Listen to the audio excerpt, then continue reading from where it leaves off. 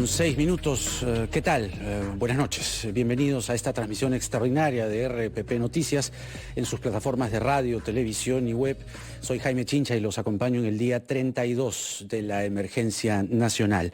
Hoy, como ya lo habíamos anunciado, nos acompaña la ministra de Economía, María Antonieta Alba. Ministra, buenas noches.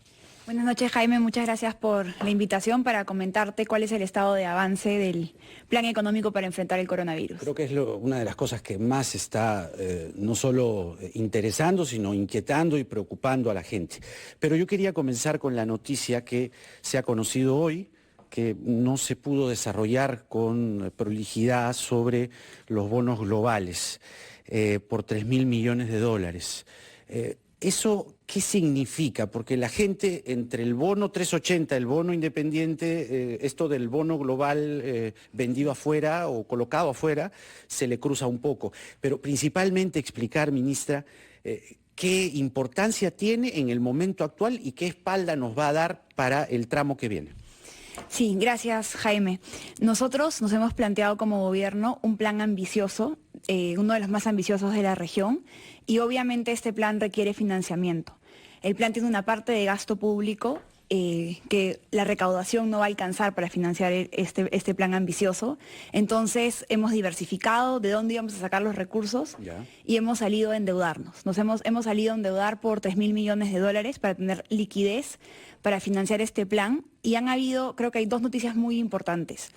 Primero es que en un contexto tan complicado como es el coronavirus, que ha afectado a muchos de los países, la economía de muchos países, hemos salido a pedir a endeudarnos por 3.000 millones de dólares y nos han ofrecido 25.000 millones. ¿Eso qué significa? Que yo salgo a pedirle a las personas que quiero 100 soles y me vienen a ofrecer 800 soles. ¿Quiénes nos han ofrecido los inversionistas, 25.000 millones de inversionistas extranjeros y también locales? O sea, ¿esto qué significa? Que somos un país tan creíble que cuando salimos a pedir 100 soles nos ofrecen 800. Y ese dinero va a ir a las arcas del Estado peruano y a su vez eso va a permitir pagar el bono, el otro bono y los créditos y todo eso. Sí, otro tema también importante, además de que la demanda ha sido muy grande, hemos batido un récord en la demanda, como te digo, 8 veces lo que hemos pedido. El otro récord que hemos batido es la tasa de interés. La tasa de interés es el costo del financiamiento del bono, es las tasas históricas más bajas. Entonces, en un contexto tan complejo económicamente, que el Perú haya tenido estos resultados no solamente refleja la confianza que hay en nuestro país, sino también en el plan que estamos emprendiendo. ¿Este financiamiento para qué va a servir?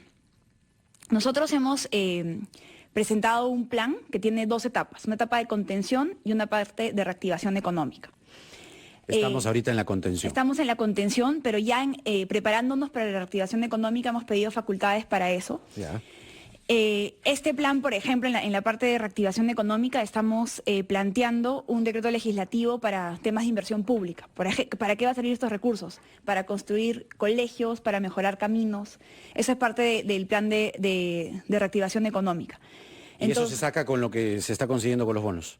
Se está consiguiendo con los bonos, es unos bonos que vamos a pagar a 5 y a 10 años, con tasas de interés muy bajas, como te digo, las muy ventajosas. Es importante mencionar que Panamá, otro país, salió hace unas semanas con un bono también de 10 años y su tasa de interés ha sido un poco más alta que la nuestra. Es decir, nosotros hemos salido con una tasa baja histórica y con una gran oferta por parte de los inversionistas. Entonces, eso significa que en medio de la crisis global, porque la crisis nos ha caído a todos, los inversionistas dicen que el Perú es de fiar. O sea, le doy toda esta cantidad de plata porque sé que me lo va a pagar. Exactamente. Esto hay que reconocerlo, no es algo de ahora, es el compromiso de los gobiernos de las últimas décadas en tener un manejo de las finanzas públicas muy responsable. Listo. Entonces, con la plata que se está consiguiendo, ¿cómo se inicia esta reactivación? Me decía puentes, me decía caminos, pero no es suficiente. No es suficiente. De repente podemos mostrar la lámina donde estamos explicando el avance del plan económico. El avance del plan es importante. El COVID-19. Sí. A ver si lo tenemos, por favor. Ahí está en la plataforma de televisión, en la otra. Para nuestros oyentes les vamos a decir que aquí se muestra el avance del plan económico del Perú frente al COVID-19 y se habla del bono 380, del bono independiente, para las MIPES, las canastas de primera necesidad y el subsidio a la planilla. Sí, o sea, para poder... Esto es un tablero de control de cómo vamos avanzando, pero el plan tiene 2 etapas. La etapa de contención, donde estamos ahora, que es una etapa que busca... Obviamente, tanto la parte de contención como reactivación económica están enfocados en el ciudadano. En la parte de contención tenemos un primer pilar que tiene que ver con mejorar los servicios de salud para el ciudadano. Ahí hemos destinado más de 800 millones de soles.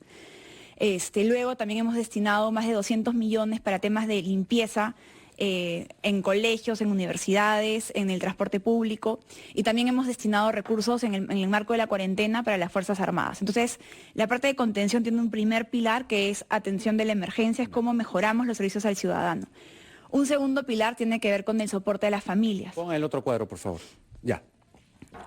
Nosotros sabemos que la cuarentena es una decisión difícil que va a afectar a muchas familias, especialmente en un contexto de una informalidad grande del mercado laboral. Entonces se ha dado más o menos a 3.5 millones de hogares el bono 380, que ahora va a ser 760, se va a ir a repartir la segunda parte. Yeah. Y esto es importante mencionar que con esta meta estamos cubriendo a la mitad de los hogares urbanos y, como anunció el presidente hoy en conferencia de prensa, vamos a dar un siguiente paso para tener una cobertura importante de hogares rurales. Va a haber un bono rural. Va a haber un bono rural, es lo que ha anunciado el presidente hoy. Luego también hay medidas... Pero, perdón, me está diciendo que se ha llegado a la mitad de los hogares urbanos. A la mitad de los hogares urbanos. ¿Qué pasa con la otra mitad? Primero se ha hecho una focalización. Con el Padrón General de Hogares se ha atendido a los pobres extremos y personas que de cierta manera son vulnerables. Nosotros estamos realizando digamos que esa ha sido la primera focalización que hemos tenido a partir de este Padrón General de Hogares, y como sabemos que no necesariamente el padrón está recogiendo a todas las personas, estamos saliendo con el INEI a hacer un censo a las zonas donde no ha llegado el Padrón General de Hogares. Eso es para atender... ¿Se está haciendo ya el censo? Se va a autorizar esta semana, hay que sacar un decreto supremo, y la idea es que el INEI salga en 4 días a las zonas más alejadas de la ciudad donde no hemos podido llegar. O sea, ¿Va a ser un censo a nivel nacional? No, va a ser en las ciudades más grandes. Vamos a comenzar por Lima, en las zonas periféricas de la ciudad. Ya. Y esto, Jaime, es un gran esfuerzo que estamos haciendo como gobierno por tratar de llegar a la mayor cantidad de personas que sabemos que han sido afectadas por la cuarentena. Y de la mano con este esfuerzo, que es un esfuerzo más urbano, ahora viene el esfuerzo rural. También es importante que esto es un esfuerzo sin precedentes. Nunca se ha tenido un programa de transferencia de recursos del tamaño que tiene. El primer bono que dio el MIDIS es 4 veces el programa Juntos, 6 veces el programa Pensión 65. Entonces, creo que el tamaño, la envergadura y la rapidez con la que se ha implementado refleja un compromiso muy grande del gobierno. Creo que eso es saludable, pero, siempre hay un pero, no se está cubriendo todavía el bolsón completo. Entonces, lo que estoy entendiendo es que con este censo, que se debe iniciar la próxima semana. Yo diría que la próxima semana, sí. Se va a cubrir esa otra parte que no se ha cubierto. El término técnico creo que no es un censo, porque no va a ser a toda la población, sino hay unas zonas focalizadas. Podría ser un censo focalizado. En algunas zonas de Lima, y luego estamos viendo otro apoyo para otras regiones de Lima. Pero la idea es poder llegar a la mayor cantidad de familias. Y el otro tema también que se pensó para poder llegar a más personas fue el tema de las canastas, los recursos que se dio a las municipalidades. Ahí hay bemoles y sostenidos. Sí, ahí depende bastante un poco de la gestión del municipio. Pero también fue una apuesta que teníamos, entendiendo que como gobierno nacional no podíamos llegar necesariamente a toda la meta y queríamos mayor capilaridad para atender a la población. Creo que en una mirada, un panorama general, está entendiéndose el plan, pero tenemos que ir a la pausa y sí creo que sería necesario ya entrar a detalle de, por ejemplo, los créditos a las empresas, y también hay una honda preocupación por la liquidez, ¿no? AFPs, digamos, CTS, hay una prestación además a trabajadores de MIPES y cubrir a la mayor cantidad de gente posible. Y lo otro, que también es importante hablar, ministra, tiene que ver con los sectores productivos que ya tendrían que comenzar a operar desde el 27. Antes la pausa, regresamos.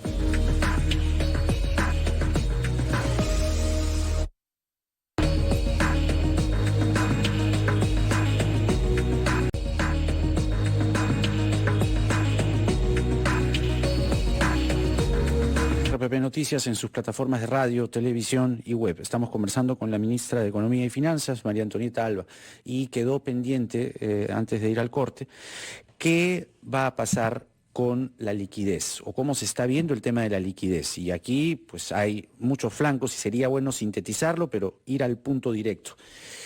Para aquellos trabajadores que están en planilla, CTS, AFP. Para aquellos que están en MIPE, esta prestación económica de 760 soles, entiendo, por 3 meses. Pero se está quedando corto. Es decir, hay un crédito también para las empresas, y aquí viene la cuestión.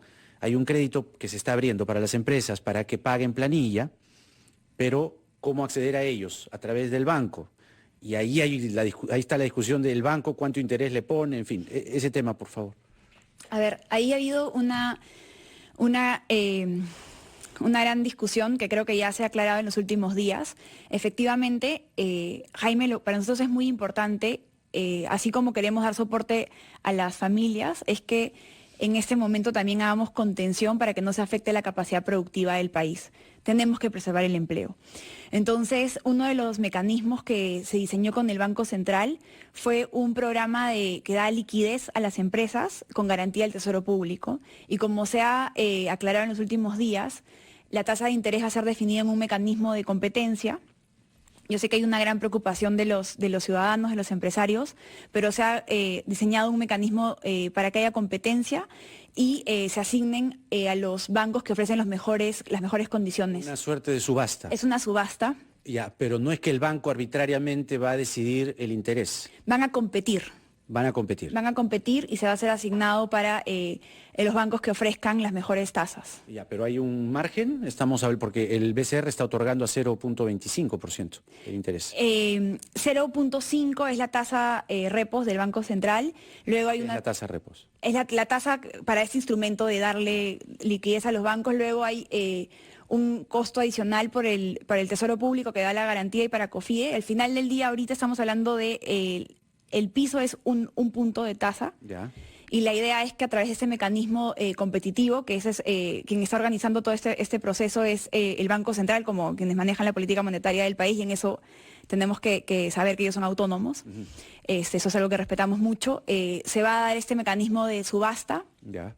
Y la idea es que se asignen a los bancos que ofrecen las mejores condiciones crediticias. Y a ellos se les va a dar este dinero para que a su vez ellos puedan otorgar. Sí, es muy importante también que entendamos que acá los bancos son unos meros vehículos, ¿no? También he escuchado que han dicho que se les va a dar plata a los bancos, eso es totalmente falso. Los bancos, en realidad hablemos de entidades financieras, porque no solamente hay bancos, también hay cajas. No es tanto el vehículo, es verdad en la teoría. El problema es que el vehículo cuesta. Y ahí está la discusión. Si ese vehículo va a ser caro al final, va a terminar perjudicándole a la gente con un interés altísimo. Pero acá hay dos temas. O sea, justamente todo este programa que se ha diseñado, que es liquidez del Banco Central más garantía del Estado, estamos garantizando que el dinero sea barato.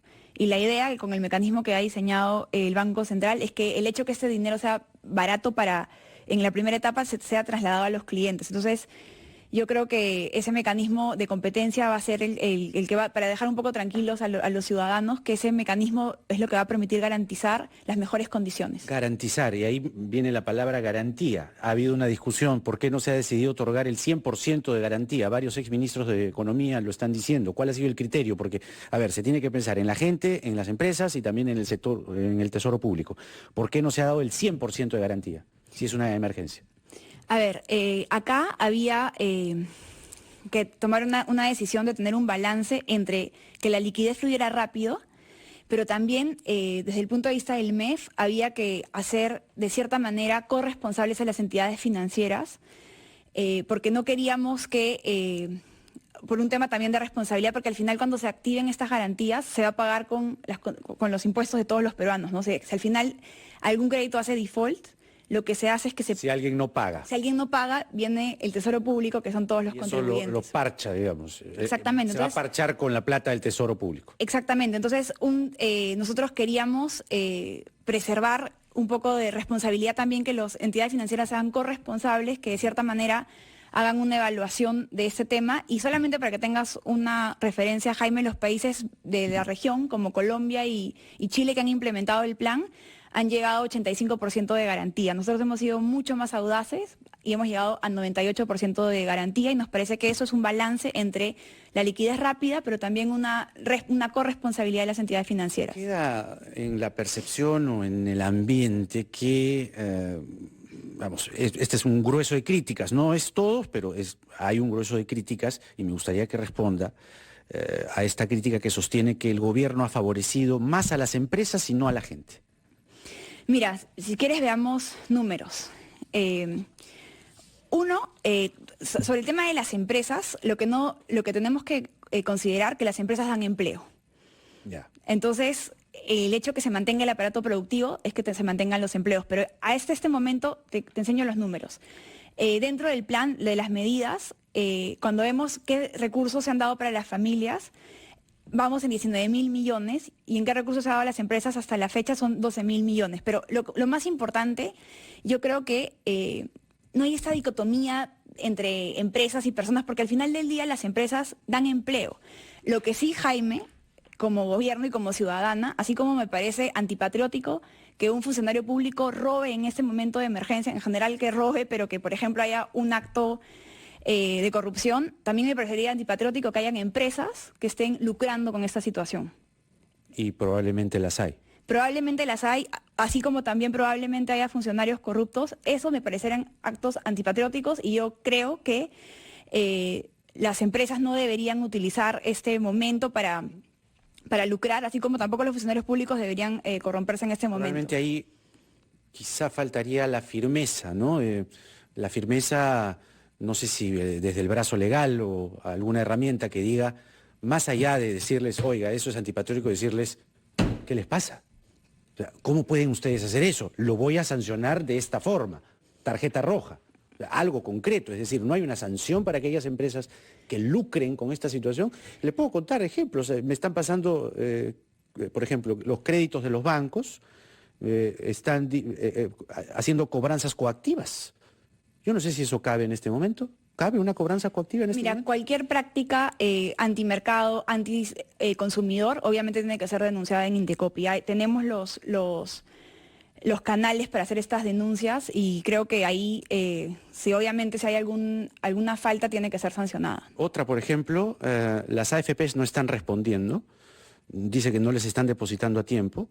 Incluso mostramos un caso más temprano de un trabajador, un aportante, que vio en la aplicación que tenía determinada cantidad de dinero, 1.300 soles, y fue a la AFP y tenía 0. ¿Qué explicación? Bueno, no hay nada, señor. No, Jaime, eso es inaceptable, sobre todo en momentos donde las personas están angustiadas. Yo creo que esos son temas inaceptables, y tendríamos que hacer las denuncias necesarias en Indecopi, en los canales necesarios, ¿no? Eso va a través de Indecopi. ¿Y cuál sería la sanción administrativa? Ahí sí, no es mi expertise, pero voy a tomar información sobre eso, pero creo que es inaceptable que... Son dos casos, mira. Desaparecen fondos de padre de familia de su cuenta de AFP. Lo hemos informado en Conexión. Y AFP deja en 0 la cuenta de un cocinero.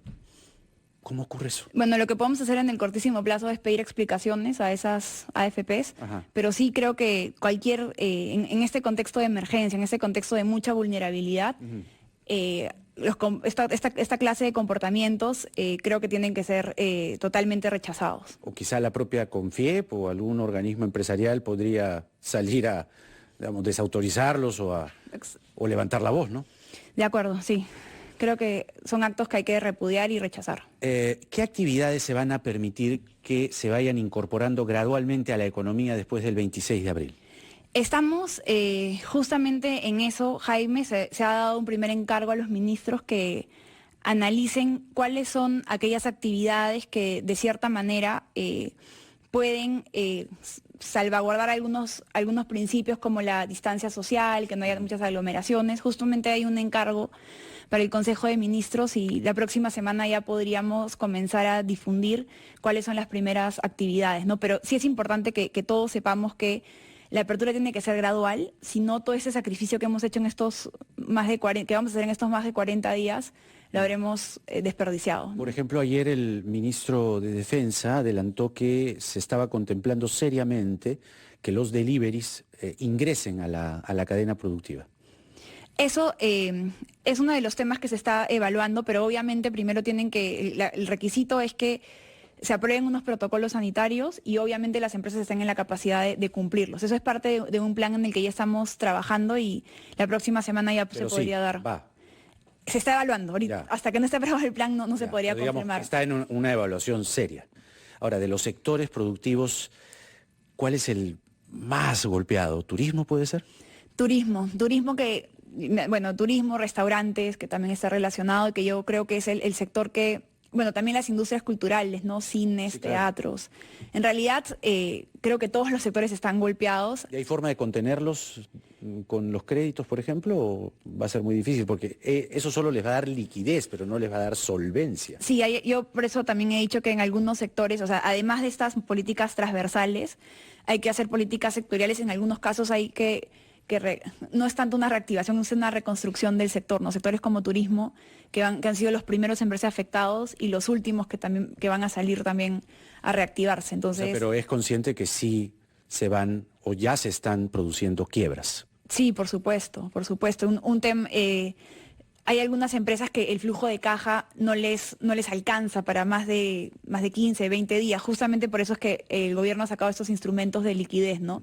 Reactiva, y también en el caso de las MIPES hemos tenido muy buenos resultados con el Fondo de Apoyo Empresarial, que la próxima semana vamos a ampliarlo y mejorar las condiciones para las MIPES. Tenemos un segmento más, ministra, toca la pausa y regresamos. Estamos aquí conversando con la ministra de Economía, María Antonieta Alba, en RPP, en sus plataformas de radio, televisión y web. Volvemos.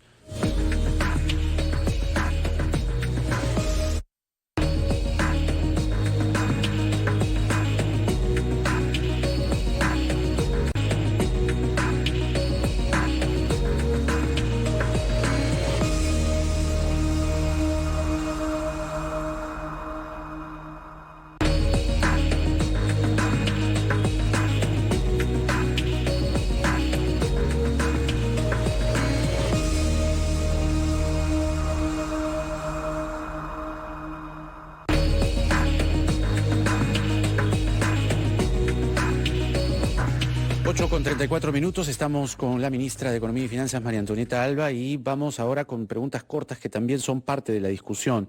Primero, no quedó muy clara en la entrevista de hoy que ofrece usted al comercio el sueldo mínimo. Se supone que el anuncio estaba para enero y marzo y que se iba a incrementar. Eso además incluso venía escaladamente desde el año pasado. ¿Qué ha ocurrido finalmente o qué va a ocurrir con el sueldo mínimo? Se hablaba de una fórmula, pero la fórmula también requería algunas condiciones económicas, ¿no? La economía, desde que se dio el anuncio hasta el día de hoy, el entorno ha cambiado drásticamente. Ya. Entonces, por ahora estamos en un periodo difícil para la economía. Ese tema tendrá que retomarse cuando tengamos mejores condiciones. Por ahora no. No estamos en condiciones en este momento de comprometernos a un aumento, ¿no? Nada, el sueldo mínimo se queda congelado hasta que pase esto. Hasta que cambien un poco las condiciones y se pueda volver a evaluar. De acuerdo. Segunda cuestión, ¿qué va a pasar con el proyecto del Congreso aprobado para liberar el 25% de los fondos de la AFP? ¿Lo van a observar ya? Estamos analizando, Jaime, ahorita estamos bastante focalizados en atender la emergencia, en diseñar la reactivación. Tenemos todavía Pero la unos gente días. considera ese proyecto como parte de la emergencia. Nosotros hemos explicado cuáles, al final del día, vemos que son unos riesgos para los propios aportantes, para los propios ahorristas. Ya. Lo estamos evaluando y ya cuando llegue el momento vamos a pronunciarnos. Pero deberían decirlo una vez, lo vamos a observar y ya está. Es que está en evaluación. O sea, ¿no? porque es como que camina como pato, hace cuac, ya sabemos para dónde va a ir, pero la incertidumbre mata. Es decir, sean más claros de una vez y digan, no, sí, los vamos a observar, nos parece un desastre porque va a destrozar la cadena de pagos y todo lo que estamos haciendo. ¿Por qué no lo dicen así claramente? Porque estamos, o sea, la propuesta en la que estamos ya trabajando desde el año pasado es una propuesta de reforma. Estamos analizando el proyecto y también estamos evaluando finalmente la propuesta que vamos a presentar. Así que en su momento estamos todavía en los plazos. ¿Cuándo van a hacer pública su decisión Si no de me observarlo? equivoco, los plazos son inicios de mayo. Inicios de mayo, ya. Ahora, los independientes piden también lo suyo. Dicen, ¿qué pasa con los independientes informales con negocio de autosostenimiento que figuran como no pobres en el CISFO, pero que ahora están igual de fregados, voy a cambiar la palabra, como todos? A ver, ahí con los independientes hemos hecho un primer bono justamente para trabajador independiente, para personas que eran considerados no pobres, pero que nosotros sabíamos que son vulnerables por la situación en la que nos encontramos. Ahí la primera meta que se estableció fueron un bono para 780.000 hogares, se ha pagado a la mitad, y también hay muchos emprendedores, muchos dueños de microempresas, entonces ahí estamos fortaleciendo el Fondo de Apoyo Empresarial, sí. O sea, ellos pueden calificar al crédito. Sí. A los bancos que a su vez hagan la subasta y digan, yo ofrezco una tasa más humana que el otro. No, me refiero a los independientes que están relacionados con una microempresa, por ejemplo. Claro, ahí ellos son independientes informales con negocio de autosostenimiento. Ahí estamos trabajando con las microfinancieras, que son entidades que conocen muy bien a estos clientes. Estamos trabajando en un fortalecimiento del Fondo de Apoyo Empresarial que, como te comenté, ha sido muy exitoso, pero creemos que todavía hay espacios para mejorar las condiciones. Me siguen escribiendo sobre un banco que cobra coactivamente, pero, a ver, vamos a mirarlo de otra forma, ¿ya? El problema es que en Puente Piedra, en una agencia de este banco, Scotiabank, una cola tremenda de gente con y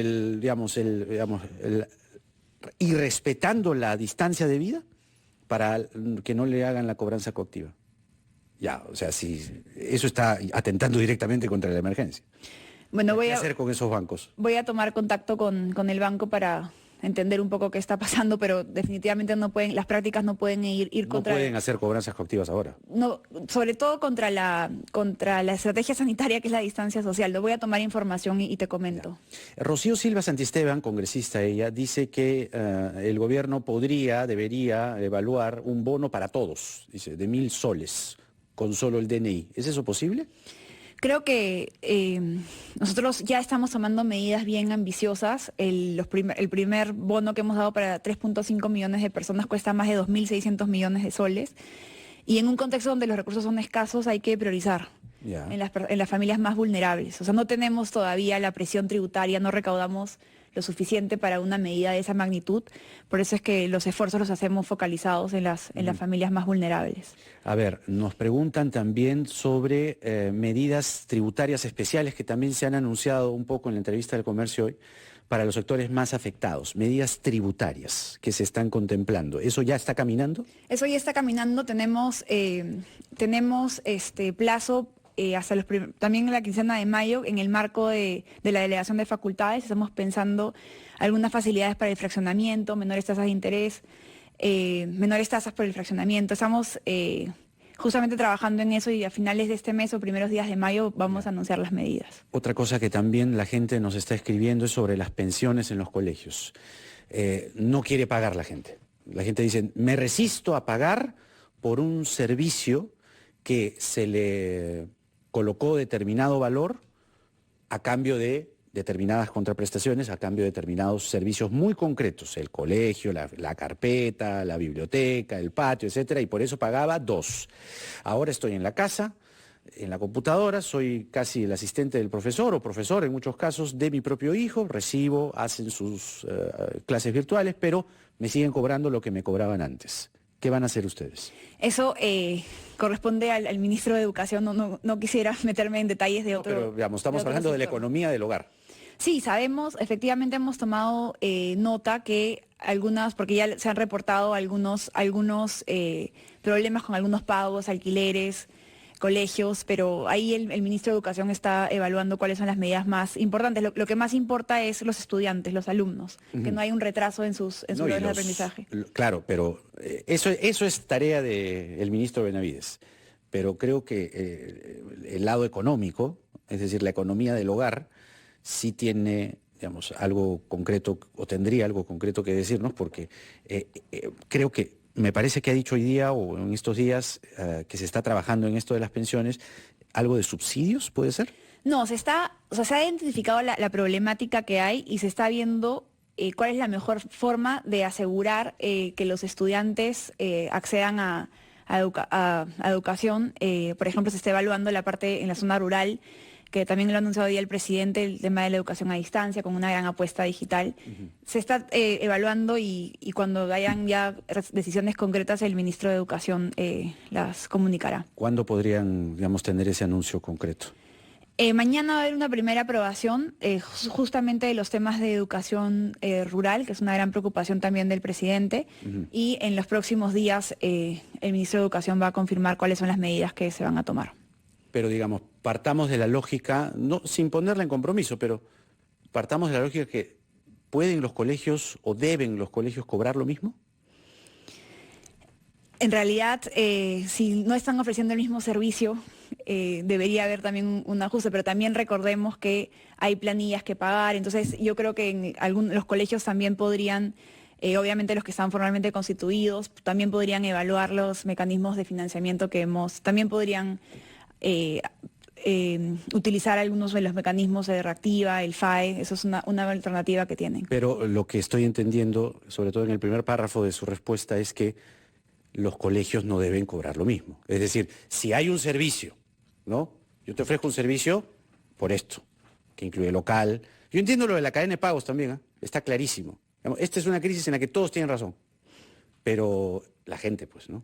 La gente ha sentido el golpe y dice, oye, yo pagaba por el que limpiaba, por la biblioteca, por el local. O sea, yo sé que los colegios se pueden ofender con el énfasis, el acento que yo le pongo a esta pregunta, pero estoy pensando en los padres. Es decir, si te ofrecían y tú pagabas 3 por un determinado servicio, evidentemente con el que ahora están ofreciendo deberían reconsiderar sus pensiones, cuando menos. Sí, pero recuerda también, Jaime, que hay que ser, eso es un tema que cuando hay acuerdo entre privados, es un poco sensible que como, sí, claro, que pero como en emergencia Estado el Estado está interviniendo en todo. Sí, como te digo, somos conscientes de la problemática, se están trabajando algunas medidas, pero poniendo como centro al estudiante, ¿no? Que sea quien o sea, salvaguardando que el estudiante no pierda el año escolar o no se vea afectada la calidad de la educación. Pero eso sí es un tema totalmente de otro sector. No, pero está bien que el Estado opine. Creo que es importante opinar en este momento y sobre todo sentir que los padres sientan que el Estado está pensando en ellos y que les está diciendo, pero creo que lo ha dicho ahora, o sea, lo está diciendo, sí, pues los colegios deberían pensar que mejor su pensión, porque evidentemente lo que se pagaba antes no es lo mismo por el servicio que se ofrece ahora, ¿no? A ver, entonces, ya tenemos que ir cerrando, le agradezco mucho por la entrevista. ¿Hay futuro? Siempre hay futuro, en el Perú siempre hay futuro, Jaime. Yo quisiera agradecer por el espacio. Hoy día lo que ha sucedido hoy con la emisión de bonos es una confianza, es un gran espaldarazo a la confianza en el país, a la confianza en que somos responsables, a la confianza en que vamos a salir adelante. Si los inversionistas lo creen, ¿por qué no creerlo nosotros? Gracias por la entrevista. Muchas gracias. María Antonieta Alba, ministra de Economía y Finanzas con nosotros. Vamos a la pausa y regresamos con el reporte al detalle de lo que está pasando en esta emergencia en torno al coronavirus desde regiones y también el comentario del doctor Elmer Huerta. Volvemos. Tengo miedo de contagiarme y eso me genera ansiedad. No sé cuánto tiempo más voy a aguantar esta situación.